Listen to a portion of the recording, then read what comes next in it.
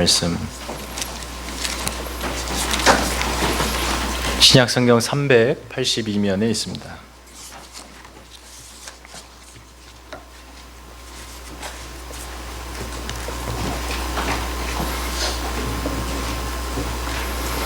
(5절) (6절) 다 같이 읽겠습니다. 자, 시작.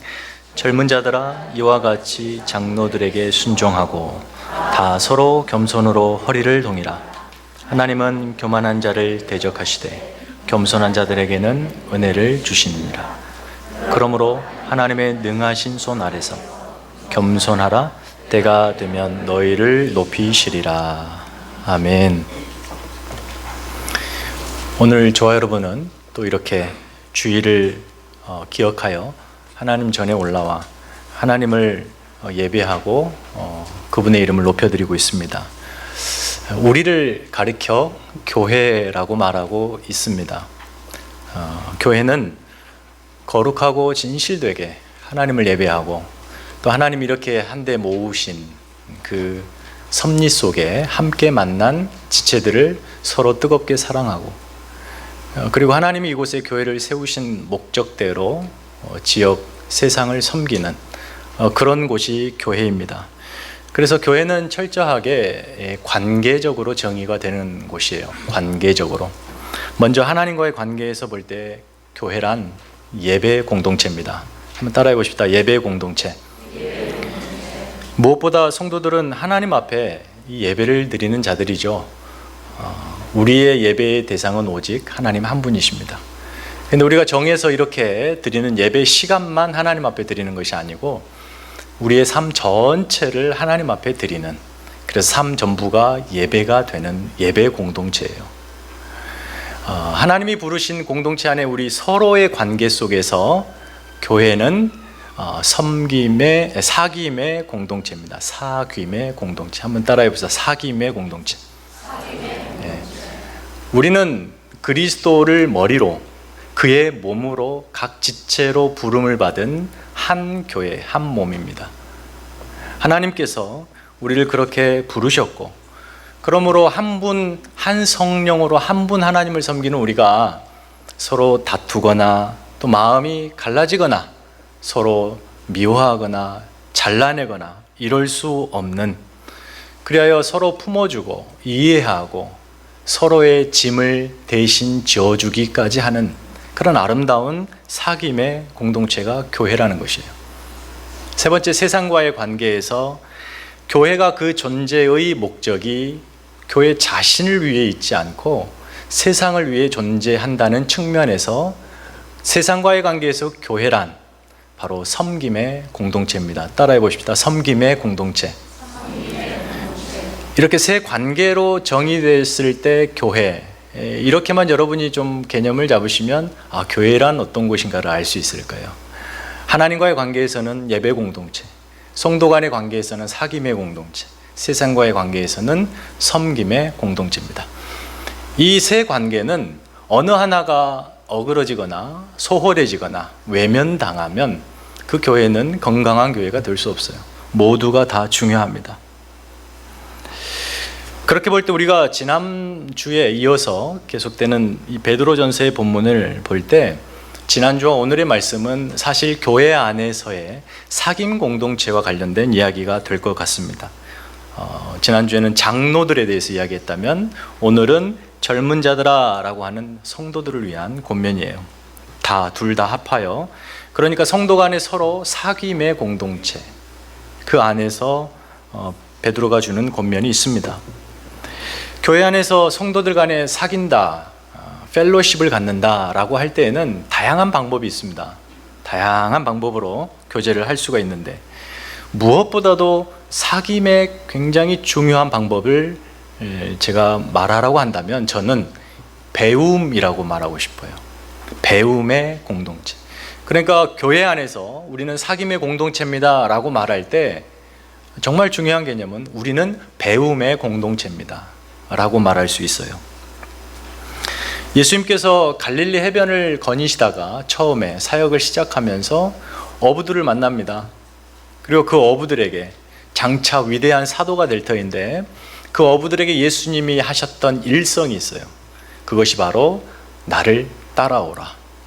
첫 번째 하신 말씀이에요. 제자들에게 나를 따라오라. 야콜루데오라고 하는 헬라어 따라오다는 그런 의미입니다. 어떤 사람 뒤를 따라가며 그가 가는 모든 길을 따라가는 사람, 그리고 그의 제자가 되어 복종하는 것까지 그 의미가 좀 포괄적으로 담겨 있어요. 예수님이 제자들에게 나를 따라오라 라고 하실 때에는 내가 가는 길 조금 나와 동행해 줄래? 라고 부르신 것이 아니라 당신이 가시는 길, 그 운명, 그 길에 함께 하자라고 하는 그 부르심이에요. 따라오라. 그러니까 전적으로 생명 걸고 따라오라고 하신 말씀이었어요. 물론 그 당시 제자들은 그 의미를 다 알지 못했을 겁니다. 하지만 나중에 그렇게 알고 따릅니다. 제가 좋아하는 기독교 저술가 중에 이제 많습니다만 그중 카일 아이들먼이라고 하는 목사님이 있어요. 이분 책은 막 머리 싸매고 줄쳐가면서 읽을 책이 아니에요. 그냥 좀 쉽게 읽을 수 있어. 그래서 좋아합니다. 목회자인데 그분이 책 속에 소개하는 많은 예와 본인의 경험들은 굉장히 실제적이고 공감이 가서 제가 좋아하는 책이에요. 좀 몇 년 됐습니다만 그분이 쓴 책 중에 팬인가 제자인가, 영어 원 제목은 Not a Fan이라고 하는 제목이에요. 번역이 됐었죠. 팬인가 제자인가. 거기서 그 중요한 질문을 합니다. 당신은 예수의 제자입니까? 크리스찬을 두 부류로 분류해요. 팬인 크리스찬과 제자인 크리스찬이 있어요. 근데 문제는 많은 크리스찬이 자기가 팬이면서 제자라고 착각한다는 겁니다. 여러분, 팬이 어떤 사람들이에요? 운동선수를 좋아한다고 할 때 그 팬은 열성적으로 그를 사모합니다. 그가 입었던 옷을 방에 걸어놓기도 하고 포스터를 붙여놓기도 하고 그가 나온 경기 빠짐없이 찾아보고 형편이 되면 경기장도 가보고 이런 열성적인 팬들이 있어요. 제가 휴가를 몇 주 전에 가면서 보스턴을 처음으로 가봤습니다. 운전하고 3박 4일 다녀오면서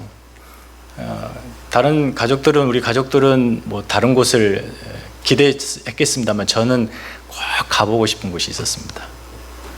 하버드대가 아니라 야구장이었습니다. 페네이 파크라고 하는 야구장인데 야구 경기를 보러 간 것이 아니라 투어를 갔어요. 경기가 없는 그 시간에 1시간 투어를 갔는데 저는 너무 흥분이 됐어요.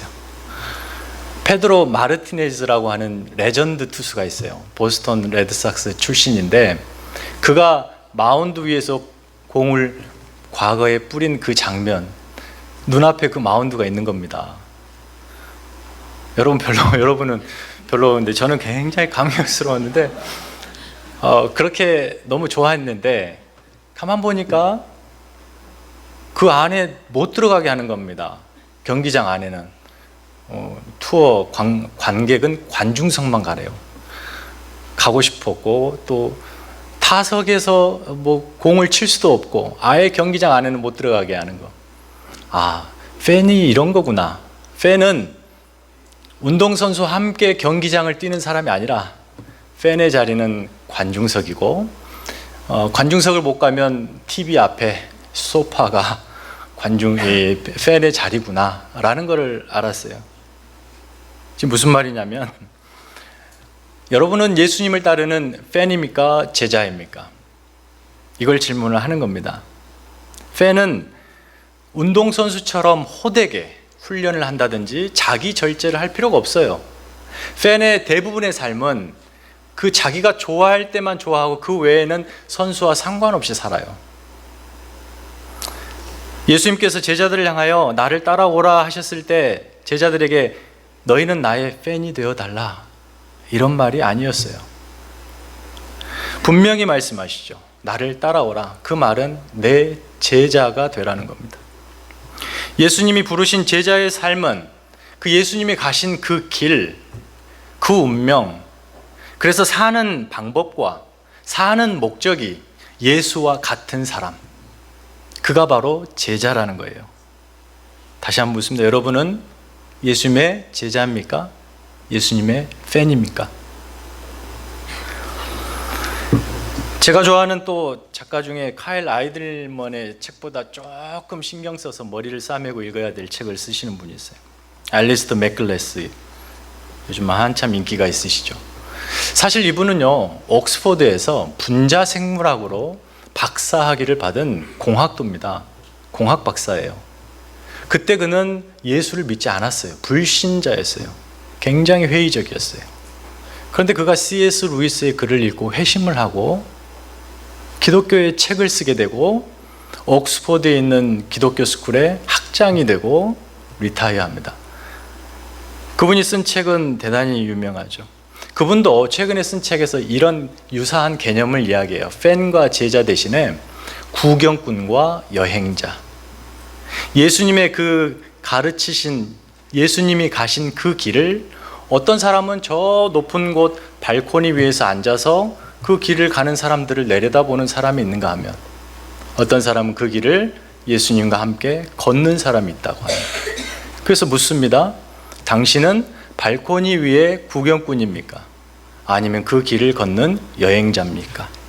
여행자를 오늘 베드로의 말로 바꾸면 나그네입니까? 진정 예수님을 믿는 성도라면 누구나 제자이고요. 그 제자는 예수님과 함께 운동장을 누비는 운동선수이고요.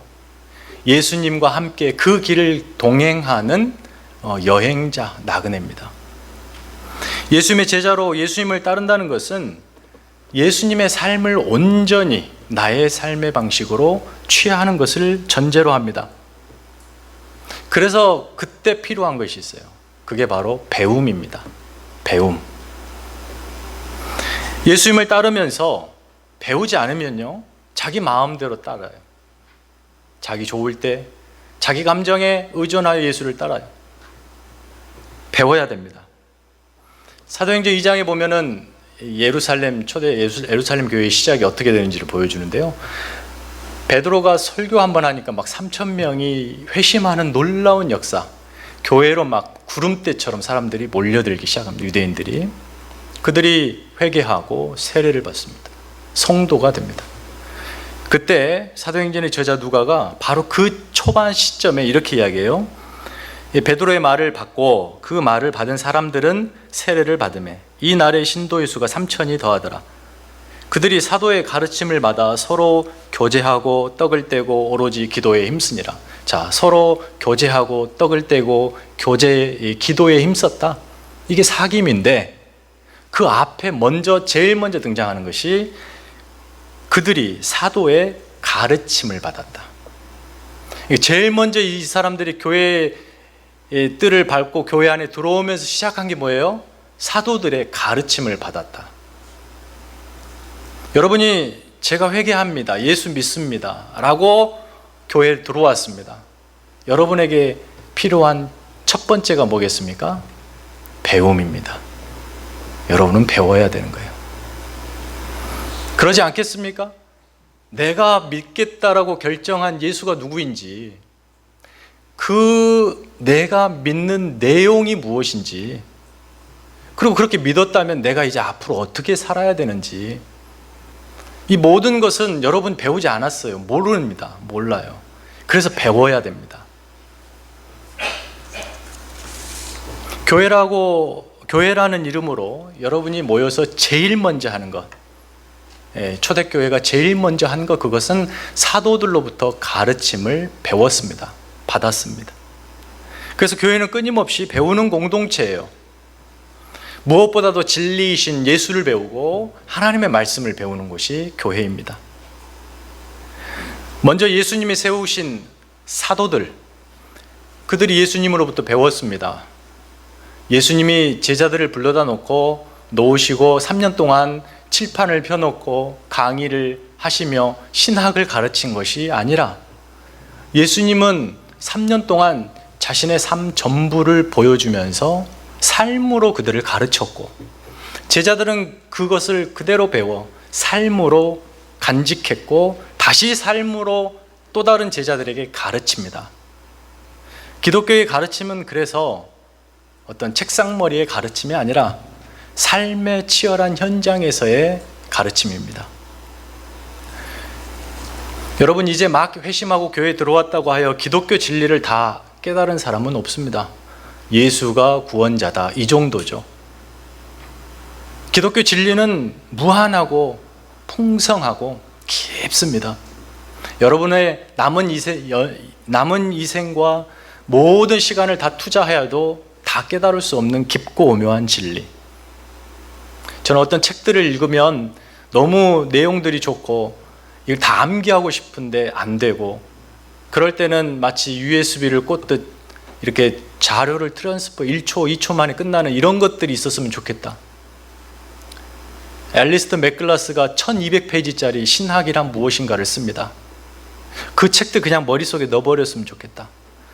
그런 일은 절대 없습니다. 여러분이 예수를 믿고 이제 내가 기독교에 대해서 다 알았어, 하나님에 대해서 다 알았어, 그런 일은 없습니다.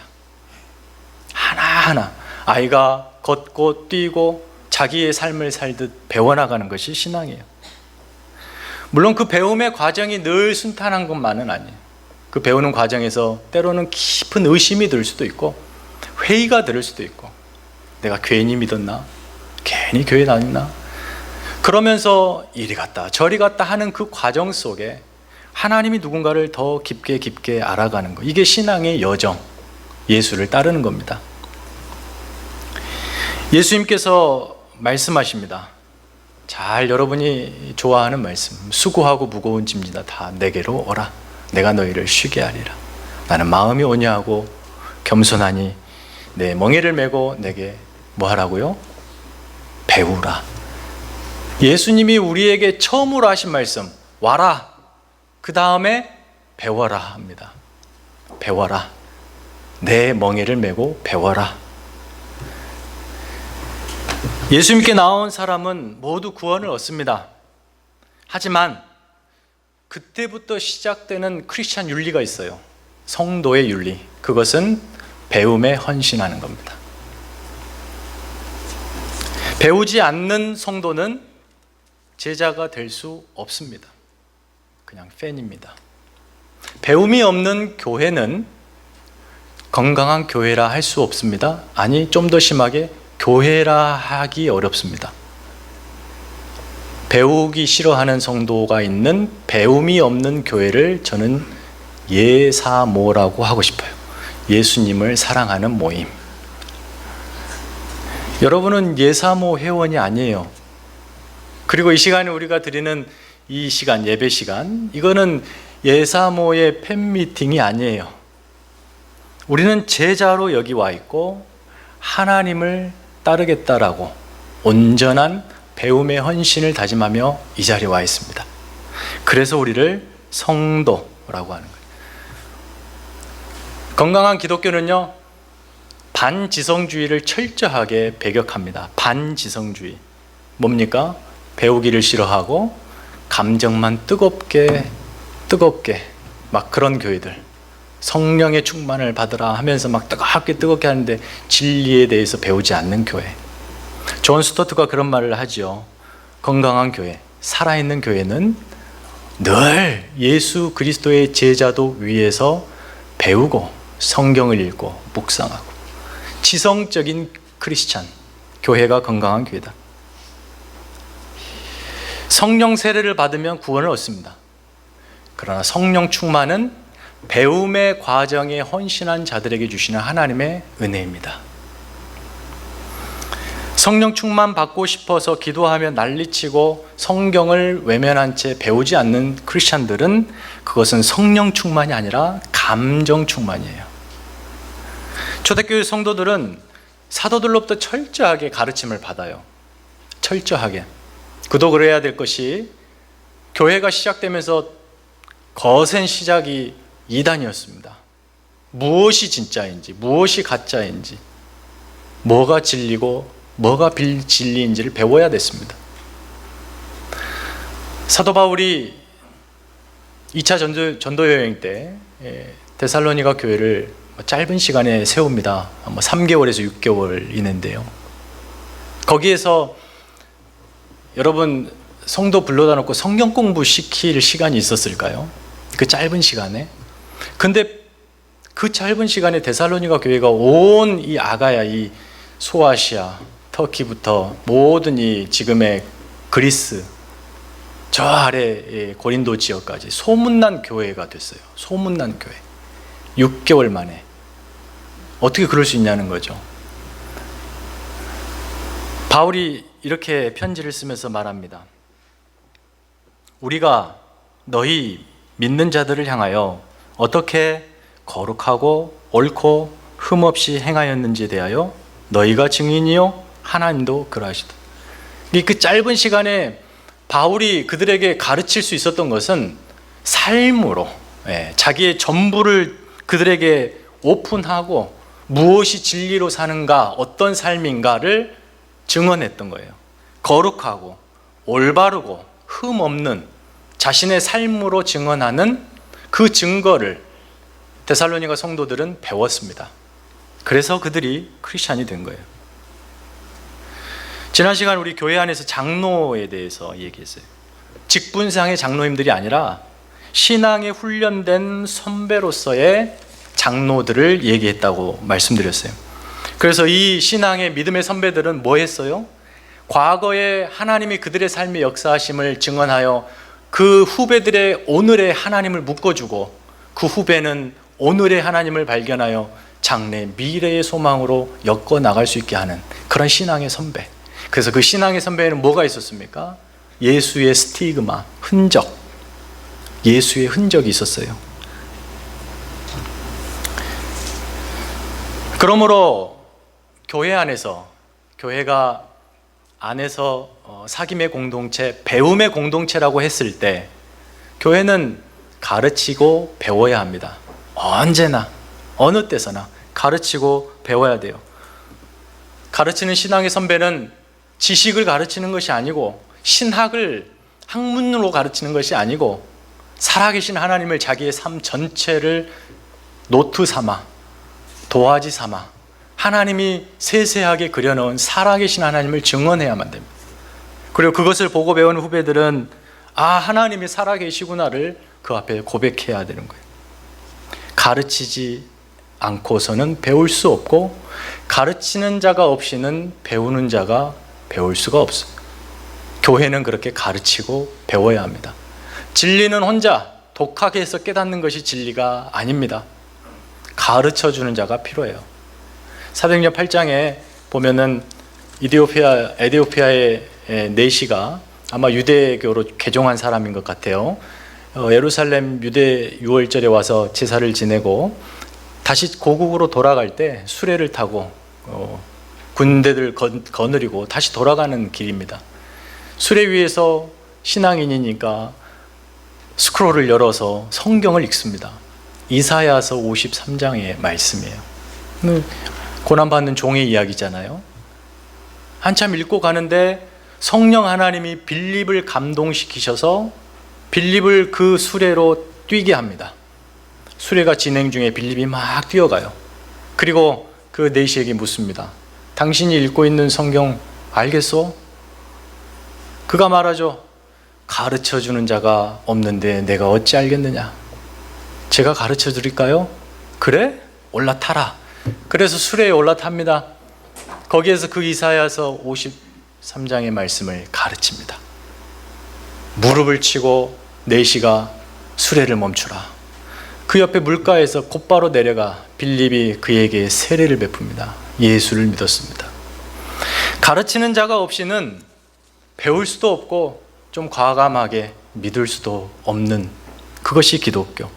누군가는 가르치고 누군가는 외쳐야 하는데 그 누군가가 바로 제자라는 거예요. 그 제자를 예수님은 부르신 겁니다.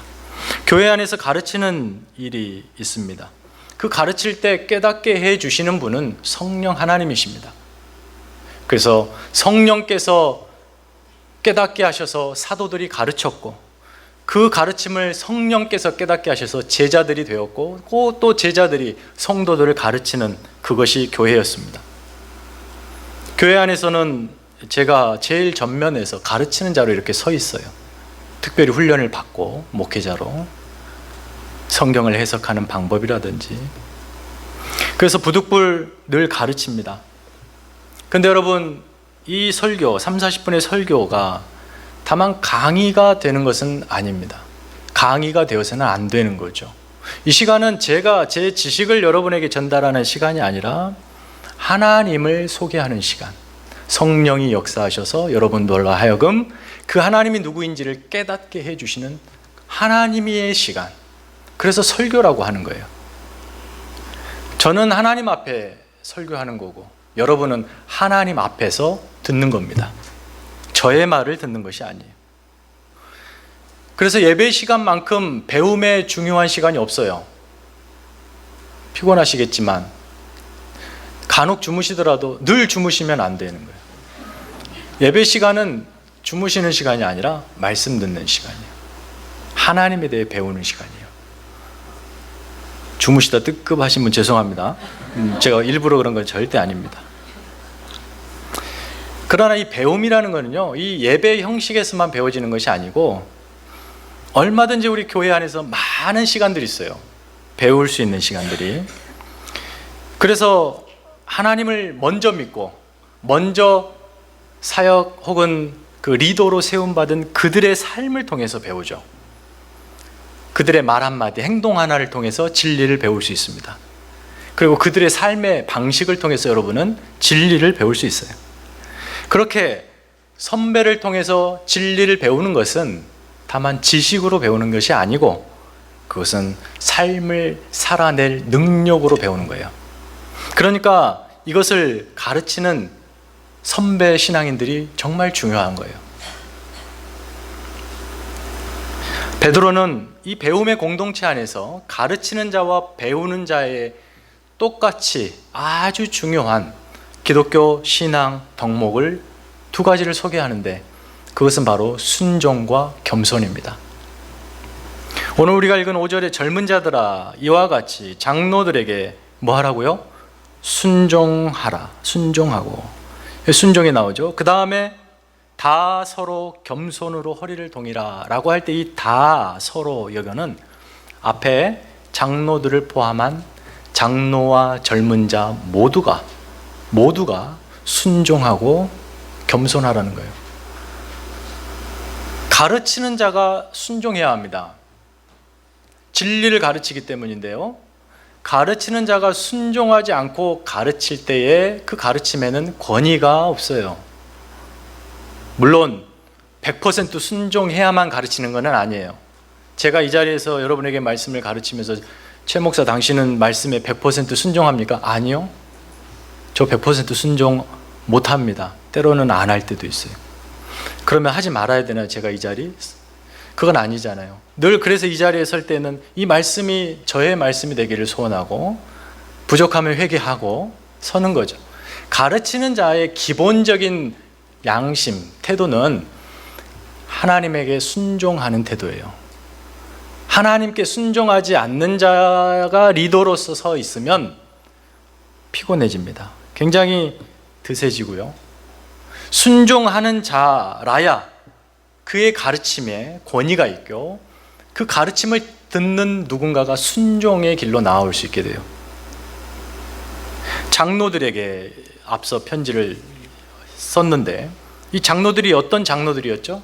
베드로 자신을 포함하여 장로들에게 얘기하는 그 부분에 이 장로들은 기득권을 손에 쥔 채 발코니에서 유유자적하며 후배들 힘들게 신앙생활하고 있는 그들을 향하여 쓴소리 내뱉는 그런 사람이 아니에요.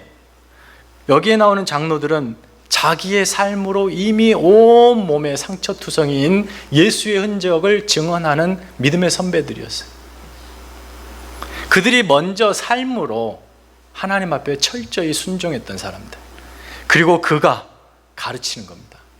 그럼에도 불구하고 베드로가 주의하여 3절에 지난 3절에 뭐라고 말해요? 주장하는 자세로 하지 마라. 가르칠 때.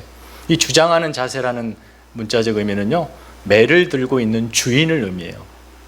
그러니까 종들을 무릎 꿇쳐 놓고 매를 들면서 너 나한테 순종 안 하면 맞아?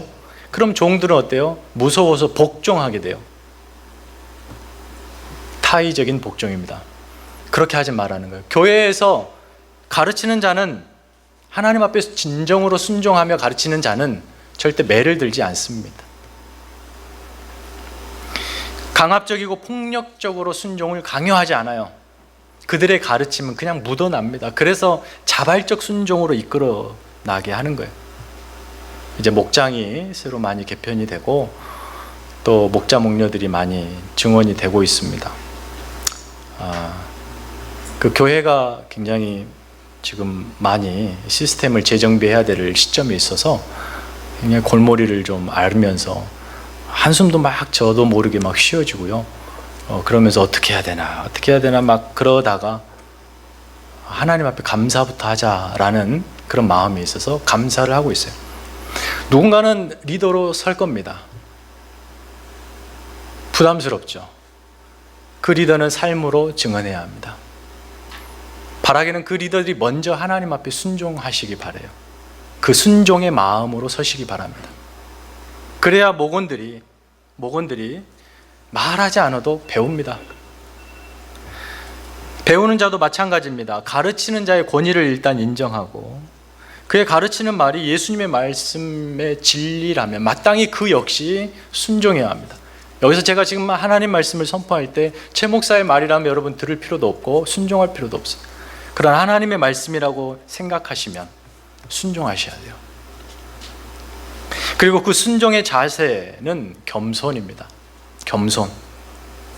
교회 안에 누군가는 리더로서 일하고 진리를 가르칠 겁니다. 때로는 지식도 전해야 되고 삶으로 보본을 보일 겁니다. 그럴 때 그 가르침을 받는 배우는 자들의 태도는 겸손해야 돼요. 오늘날 한국 사회가 너무 날카롭고 언어에 날이 서 있습니다. 조금만 잘못하면 그냥 막 때로 이렇게 해서 막 사람 한 사람을 매장시키죠.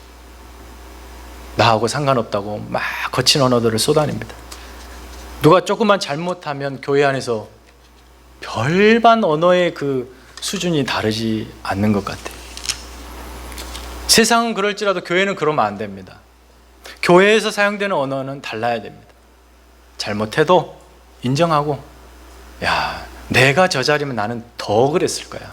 더 실수하고 더 잘못하고. 저렇게 신실하게 내가 할 수 있을까?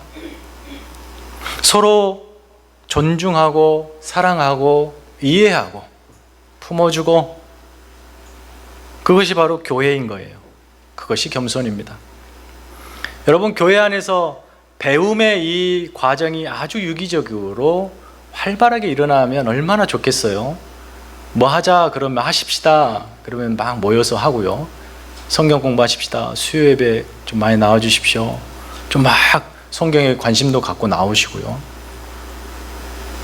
교육부 교사 성경 공부합시다 하면 막 즐겁게 모이시고, 모든 모임 자리에서 가르치고 배움이 막 활발하게 일어나면 얼마나 좋을까. 그런 좋은 것을 바울이 이렇게 이야기합니다. 빌립보서 2장인데, 그러므로 그리스도 안에 무슨 권면이나 사랑의 무슨 위로나 성령의 무슨 교제나 긍휼이나 자비가 있거든 마음을 같이하여 같은 사랑을 가지고 뜻을 합하여 한 마음을 품어 아무 일에든지 다툼이나 허용으로 하지 말고 오직 겸손한 마음으로 각각 자기보다 남을 낮게 여기고 각각 자기 일을 돌볼 뿐더러 또한 각각 다른 사람들의 일을 돌보아라.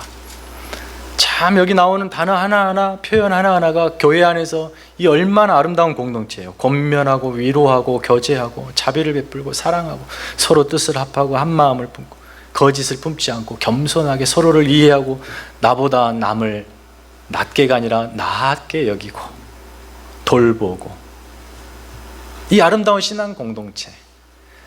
바울이 지금 이 이야기를 하고 곧바로 소개하는 게 누군지 아세요? 예수 그리스도의 겸손입니다. 그는 근본 하나님의 본체시나 하나님과 동등됨을 여길 것으로 여기지 아니하시고 종의 형체로 우리 자리에 내려오셔서 친히 허리에 수건을 두르시고 제자들의 더럽고 냄새나는 발을 닦으시고 그의 생명을 그들을 위해 내어주신 겸손, 그것으로 하라는 겁니다. 가르치는 장로들은 배우는 후배들을 바라볼 때 이렇게 봐야 돼요. 그러니까 목자는 목원들을 바라볼 때, 교육 부서의 선생님이 이 아이들을 바라볼 때, 그리고 여러분의 신앙의 선배들이 후배를 바라볼 때, 예수 그리스도가 죽기까지 사랑하는 대상, 그 앞에서 내가 진리를 이야기하고 있어요. 배움을 받는, 가르침을 받는 사람은 이렇게 생각해야 돼요. 내가 사랑하는 예수 그리스도의 삶을 온몸으로 실천하려고 몸부림치는 선생님, 신앙의 선배, 그렇게 서로 간의 신뢰와 서로 간의 믿음, 그리고 인정하고 배려하는 그 안에서 이루어지는 배움이 얼마나 진정한 배움이 되겠어요. 2세기 사도 요한의 제자인 폴리캅이 있어요. 잘 아시죠? 순교자 폴리캅. 그가 서머나 교회 목회를 하고 있을 때 빌립보 교회를 향하여 편지를 써요. 빌립보 교회를 향하여 이렇게 편지합니다.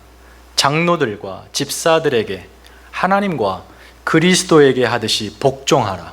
굉장히 언어가 세죠. 장로와, 그러니까 오늘날 장로님들과 집사, 권사님들, 목사님에게 여러분 하나님에게 하듯 복종하세요. 셉니다. 그랬으면 좋겠어요. 이 말 지금도 막 적용이 각 됐으면 좋겠습니다. 하나님께 하듯, 그리스도에게 하듯 복종하라. 왜 이렇게 말을 세게 했을까요? 강한 언어로, 복종이라는 말로. 마치 장로와 집사를 하나님과 그리스도와 동격처럼 두렵고 떨림으로 순종하라 합니다. 왜 그랬냐면 이 당시 이단들이 극성을 부렸습니다. 이단들이 진리를 제대로 가르치지 않으면, 더 나아가 그 진리대로 살지 않으면, 진리가 진리인지 모르는 그 혼탁한 시대에 이 장로와 집사들은 정말 그를 보면 진리를 확인할 수 있게 삶을 살았다는 것. 그러므로 그들은 충분히 존중받아야 돼요. 하나님께 하듯, 그리스도에게 하듯 복종하기에 조금도 무슨 우상숭배, 사람을 높이고 이런 것 없어요. 조금도 주저하지 않아요. 그들에게 복종하십시오. 오늘 우리 교회가 많은 도전 앞에서 앞으로 나아가야 될 일들이 많습니다.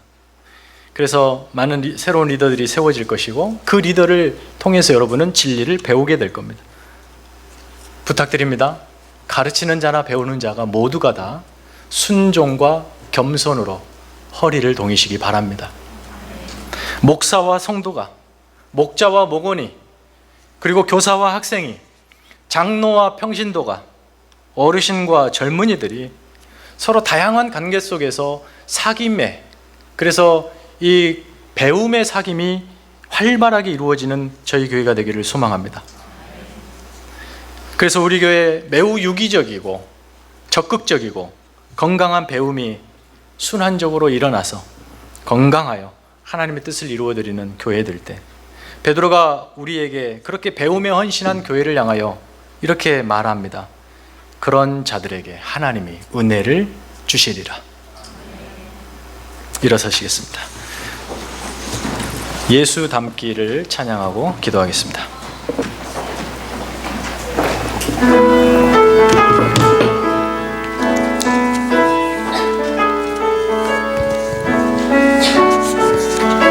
말씀과 또 찬양의 가사를 생각하면서 고백하십시다. 내 삶의 소망,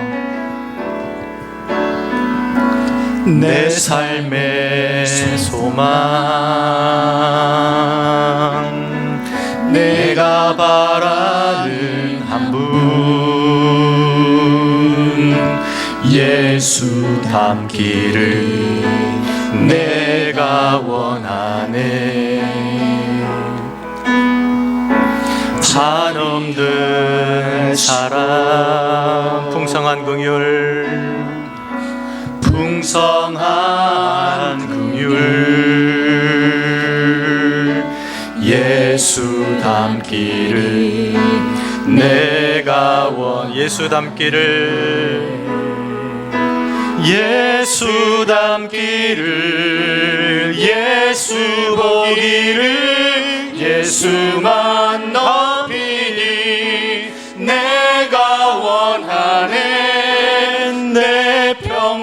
소원 예수 닮기를 예수만 닮기를 내가 예수 닮기를 예수 닮기를 아멘 예수 보기를 예수만 높이기 내가 원하네 내 평생 소원 예수 닮기를 예수만 닮기를 내가 우리 마지막으로 한 번 더 합니다. 예수 닮기를 예수 보기를 예수 닮기를 예수 보기를 예수만 높이기 내가 원하네 내 평생 소원 예수 닮기를 예수만 닮기를 내가 원하네. 이 시간 머리를 숙이고 여러분의 목소리로 하나님 앞에 진실하게 기도하십시다. 오늘 이 시간 주님께서 여러분을 부르십니다. 나를 따르라. 여러분은 주님 앞에 예수의 팬입니까? 예수의 구경꾼입니까? 아니면 예수의 제자입니까? 예수와 함께 그 길을 걷는 나그네입니까? 베드로가 자랑스럽게 자신 있게 진리를 몸에 새기고 모든 흩어진 성도들 앞에 보여줬던 그 삶의 본, 진리 붙들고 예수 따라가는 제자의 삶, 그것으로 오늘 우리를 초대하고 있습니다. 여러분이 만들어 놓은 삶의 넉넉한 자리, 순종과는 무관하고 섬김과는 무관한 그 자리에서 유유자적하며 평화롭게 앉아서 그 길을 걷는 자들을 향하여 쓴소리 내뱉는 발코니 위의 성도가 되지 않기를 바랍니다. 작은 것에 순종하고 그 길에 힘들지만 예수와 함께 땀 흘리고 눈물 흘리고 그렇게 그 길을 영광스럽게 걸어가며 여러분 안에 하나님의 은혜가 충만한 성도 될 수 있기를 바라면서 그 은혜가 우리 모두에게 있기를 간절히 소원하는 마음으로 하나님 앞에 기도하겠습니다. 하나님 아버지, 우리를 주님의 제자로 부르셨습니다. 팬이 아니라 구경꾼이 아니라 내 삶 전부를 요구하시는 하나님이 생명을 주셨고 내 인생 허랑방탕하게 세속에 방임하고 낭비하는 것이 아니라 진리에 헌신하고 그 진리를 붙들고 순종하는 길로 우리를 부르신 주님, 그 영광스럽고 명예로운 순례자의 길에서 헌신하게 하여 주시옵소서. 하나님이 부르신 새로운 우리 모든 성도 공동체 안에서 서로 하나 되게 하시고 배우고 가르치는 그 일에 온전한 진리가 드러나게 하시며 순종과 겸손의 마음으로 서로를 붙들고 동여매는 그런 믿음의 공동체, 하나님의 거룩한 교회 되게 하여 주시옵소서.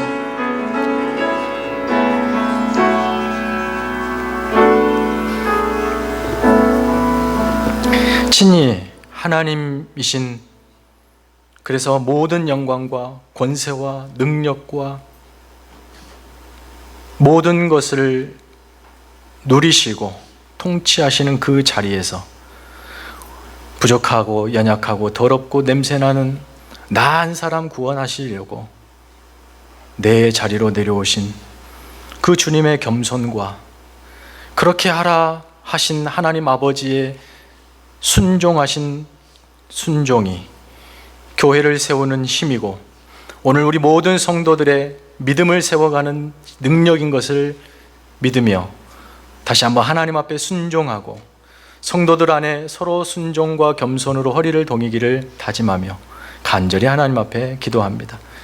하나님이여, 교회를 붙들어 주시옵소서. 이제는 우리 구주 예수 그리스도의 은혜와 하나님 아버지의 크고 놀라우신 사랑과 성령님의 교통하심이 그렇게 주님 안에서 진리를 배우고 또 진리를 가르치기를 다짐하는 모든 성도들 위해, 저들의 가정 위해, 이제 곧 시작할 학업을 새로이 시작할 우리 사랑하는 자녀들 머리 위에 이제부터 영원까지 함께 있을지어다. 아멘.